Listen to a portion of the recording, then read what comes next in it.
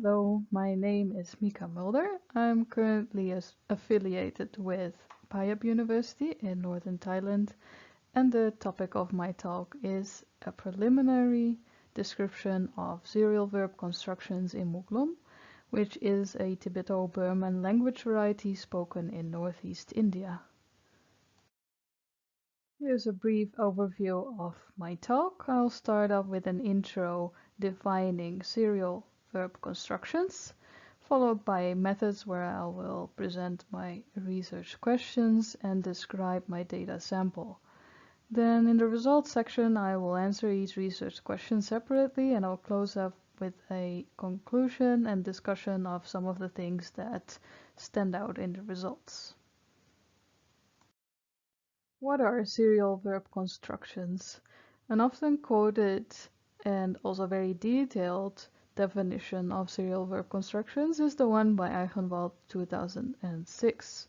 I will actually quote literally from page 1.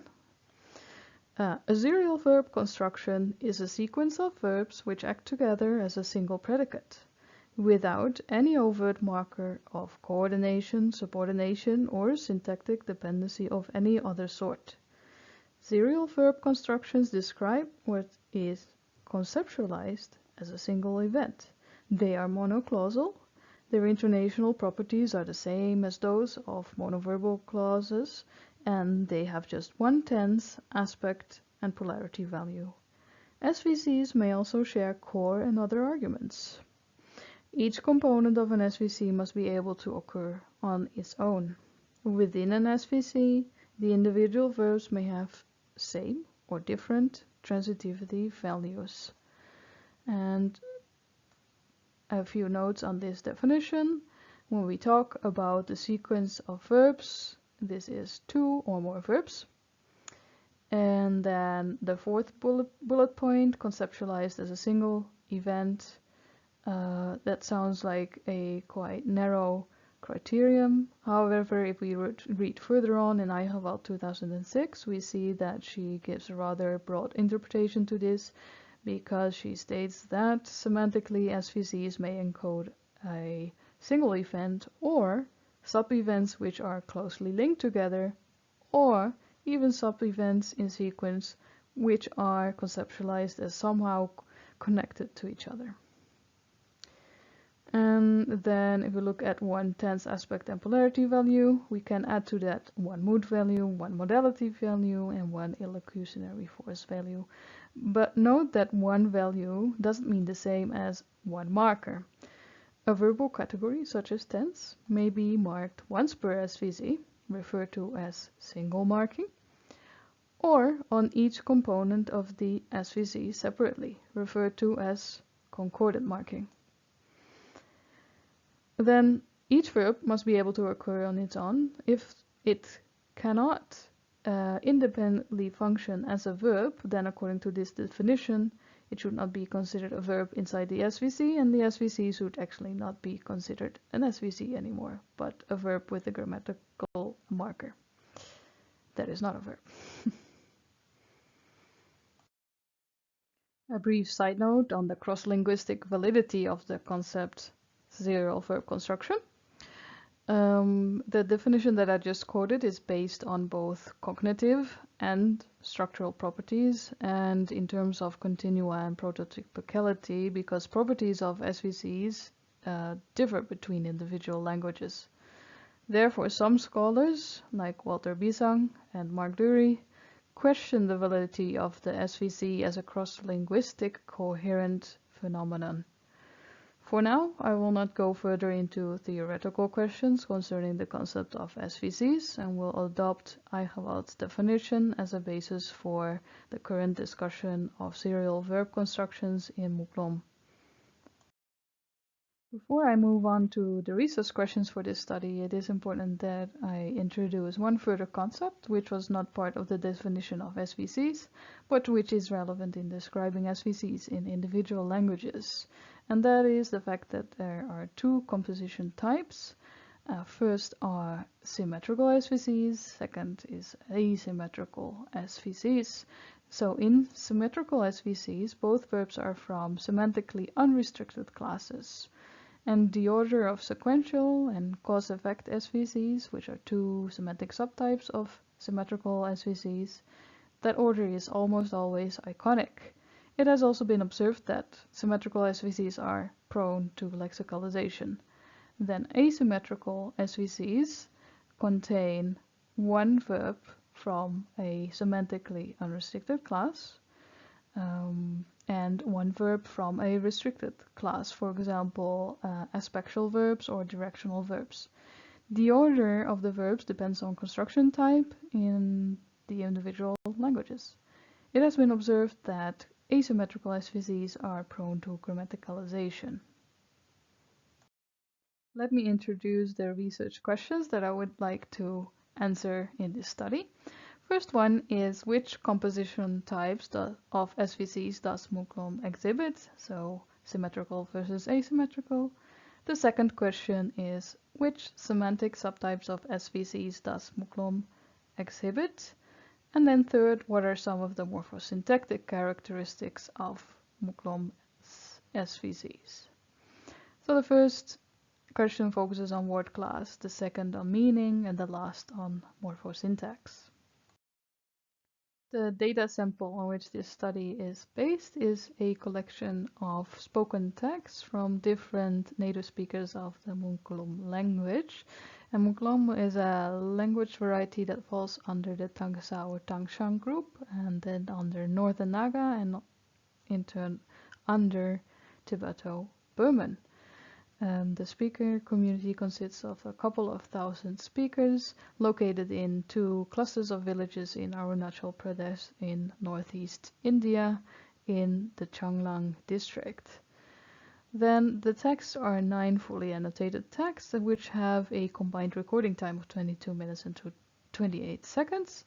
They have been collected near Karsang town in Arunachal Pradesh, and they include monologue narratives, both personal and traditional narratives, and also include dialogues on traditional practices.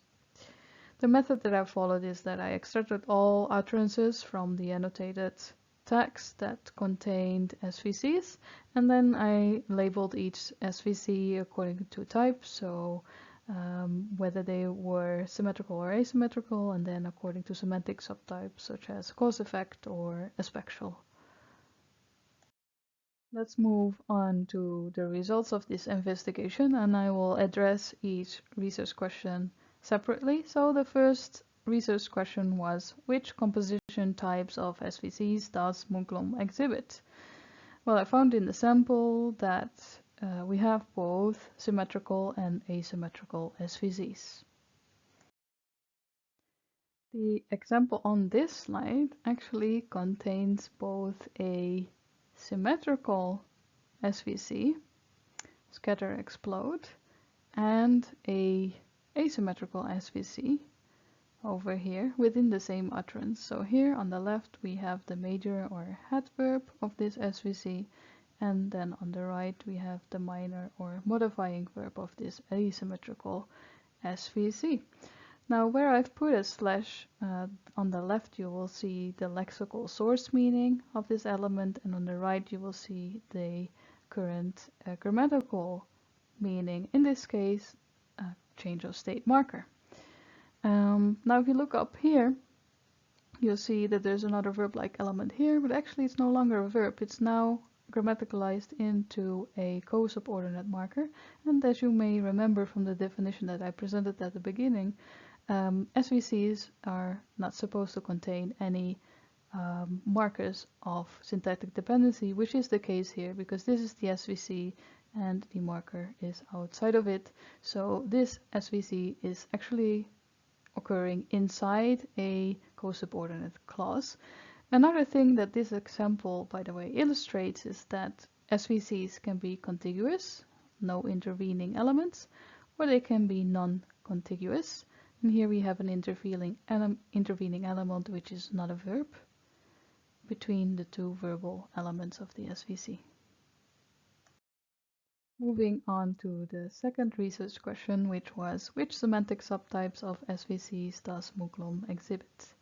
I will start with symmetrical SVCs, and I have found in the sample the following semantic subtypes. Sequence of events, nearly synonymous verbs, as Eichenwald refers to them. We could also call them semantically closely related verbs. And finally, cause-effect SVCs. And with respect to cause-effect SVCs, we observe a rather unusual order of verbs in the Muklom sample, which is effect-cause. And according to Eichenwald 2006, this order is extremely rare. However, she does not quantify this statement, so it's not stated how many languages or which percentage of languages in her sample deviated from the more common order cause-effect. Let me give an example of each semantic subtype, starting with sequence of events. This example, the translation reads, "Having become tired, your grandfather lied down and slept." So this is taken from a recording where a grandmother is telling a personal story to her granddaughter. So we see the two verbs, lie flat and sleep, in chronological order. Then an example of synonymous verbs or semantically closely related verbs. The translation reads, "She carried a baby but was suffering." And we see here the two verbs forming an SVC, suffer plus be tired. And here's an example of a cause-effect SVC, or perhaps we should call it an effect-cause SVC in the case of Muklom. This example is taken from a story about a woman who was killed by her husband. So it says here, and her husband, she died, he cut, and then the object here is specified in an afterthought. So, and her husband killed her with a knife, the woman from the sky. Now, looking at asymmetrical SVCs, which semantic subtypes do we observe in the sample? So in asymmetrical SVCs, we have a minor verb from a restricted class and a major verb from an unrestricted class.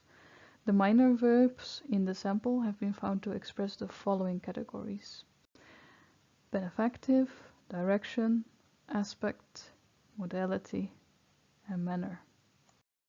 For reasons of time, I cannot give an example of each of the minor verbs observed so far in the sample. Instead, I've placed them in the table here. So in the first column, you'll see the minor verb forms in Muklom. And on the left here, I have the lexical source listed and the function of the element when appearing in an SVC. So we have give inside an SVC. It signals the presence of a benefactive participant. Go, come up in an SVC can be used to express change of state. Go, come can either express direction or future prohibitive. Now these first three elements, they all occur in second verb position, or in other words, post-head position. Moving on to can, intrinsic ability. In an SVC, it expresses the same facultative modality or habitual aspect. And then acquired ability expresses the same in SVCs. And try, the same cognitive aspect. And the verb steal, in an SVC, it expresses manner, namely secretly. So these last four, they occur in first verb position, or in other words, pre-head position. Now the final dots here, I have placed there to indicate that Muklom likely has other minor verbs that do not occur in the sample, and also to indicate that sometimes it's hard to decide based on a single token in the sample whether a verb in an SVC has a modifying function like a minor verb does, or is functioning as a verb with a fully lexical meaning. Moving on to the last research question, which was what are some of the morphosyntactic characteristics of Muklom serial verb constructions? So we have seen already that we have both contiguous and non-contiguous SVCs.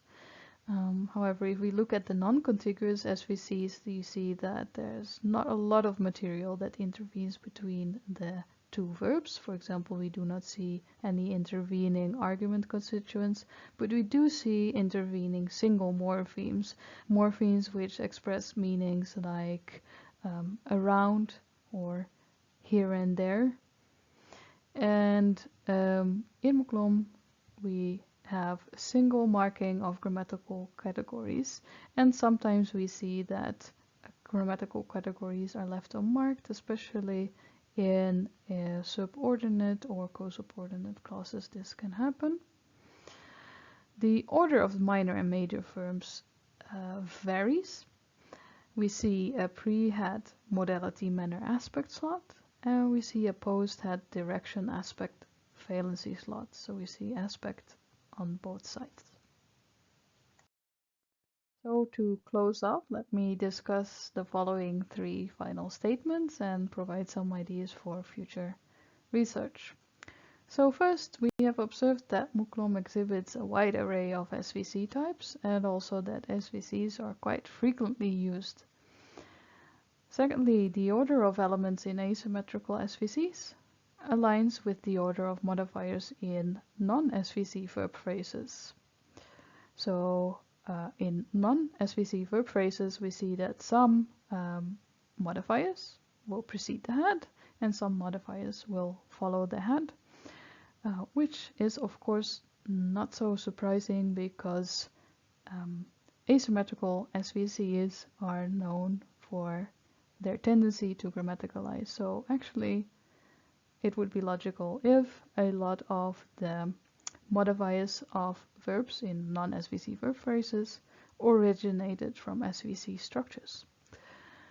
Then thirdly, we have observed an unusual order in effect cause SVCs, namely cause-effect. So questions which we could address in further research are, is this order also found in closely related languages? And in the few languages that show this order cross-linguistically, do we see that these languages have particular features or a particular feature in common that may correlate with or explain this rare order? In the references here, I am only including works that were referred to in this presentation. If you would like to copy any of these references, this is the time to hit the pause button.